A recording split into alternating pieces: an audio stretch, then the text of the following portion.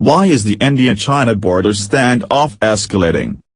If you browse through the latest headlines about the now month-long border standoff between India and China, you might think the Asian rivals are teetering on the brink of an armed conflict. The rhetoric is full of foreboding and menace. A Delhi newspaper says China is warning that the standoff could escalate into full-scale conflict. Another echoes a similar sentiment, saying China stiffens face-off posture. In Beijing, the state-run media has begun reminding India of its defeat in the 1962 war over the border, digging out old reports and pictures of the conflict.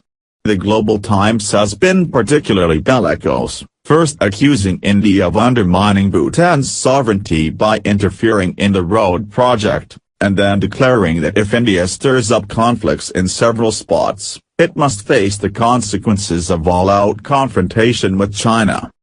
The latest row erupted in mid-June when India opposed China's attempt to extend a border road through a plateau known as Doklam in India and Dongalang in China. The plateau, which lies at a junction between China, the northeastern Indian state of Sikkim and the Himalayan kingdom of Bhutan, is currently disputed between Beijing and Bhutan.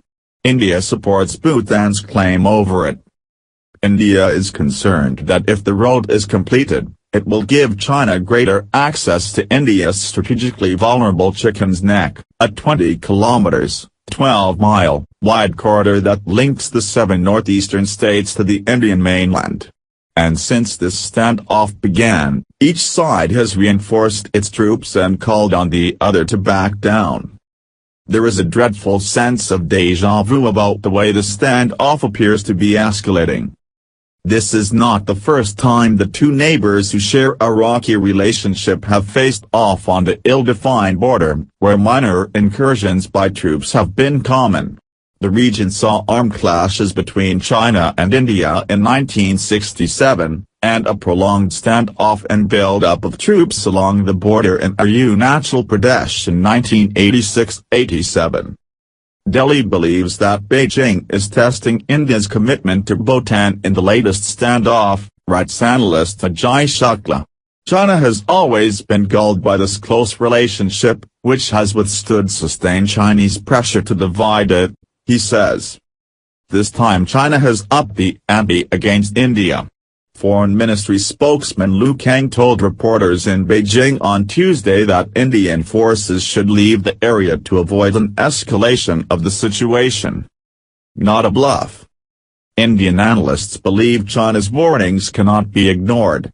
In general, the Chinese pattern of use of force has been to prepare the ground with adequate statements and warnings. Hence, I think we should not take them lightly or see it as a bluff, a China expert told me. In 1962, the state-run news agency Xinhua warned well in advance that India should pull back from the brink of war. During the Korean War in 1950, which pitted the U.S. and its allies against the USSR, North Korea and Communist China, the Chinese warned the U.S. through India that if they crossed the Yalu River the Chinese would be forced to enter the war. To be true, this doesn't mean that China is gearing up for war. As things stand, both sides can share some blame for the standoff in what is a strategically important area. In 2012, India and China agreed that the tri-junction boundaries with Bhutan and Myanmar, also called Burma, would be finally decided in consultation with these countries. Until then, the status quo would prevail. India believes China violated the status quo by building the road. Indian troops were sent to resist their Chinese counterparts in the area only after Bhutan, which has close ties with India, requested India to help. China insists Indian troops invaded Doklam, Dongalang to help Bhutan, and it was a violation of international law. Mr. Liu says India should not take trespass as a policy tool to reach or realize their political targets. Some analysts say India possibly made a mistake by openly conflating the building of the road with talk of potential serious security implications for India. I agree that there were security concerns, but it was wrong for India to voice them strongly. We could have just said that China had breached the status quo. By overplaying the security angle, we may have scored an own goal, and the Chinese are exploiting it, an analyst told me. Tricky situation. He has a point. Long Xingchun, an analyst at a Chinese think tank, says a third country's army could enter Kashmir at Pakistan's request, using the same logic the Indian army has used to stop the Chinese troops from building the road in Doklam, Dongalang. Even if India were requested to defend Bhutan's territory, this could only be limited to its established territory, not the disputed area. Clearly, for the standoff to end, all three sides need an agreeable solution without losing face. As China hardens its position, many believe that finding a three-way, face-saving solution would be tricky and time-consuming. Relations between the two countries are also at their lowest ebb in many years.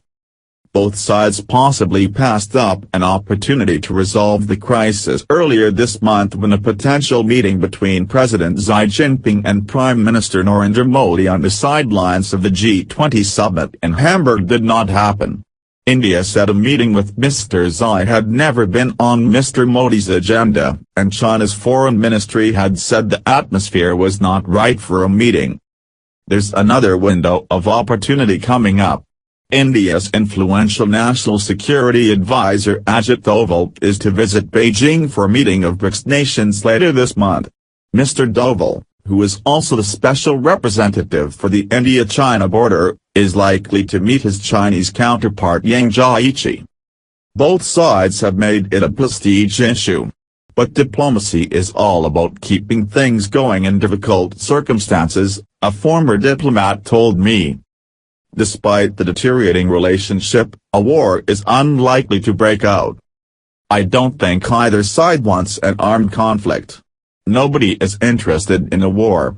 Nothing in the standoff area is worth the conflict. But both sides see their reputations at stake, and that could lead to a prolonged standoff, Srinath Raghavan, a senior fellow at the leading Delhi Center for Policy Research think tank told me.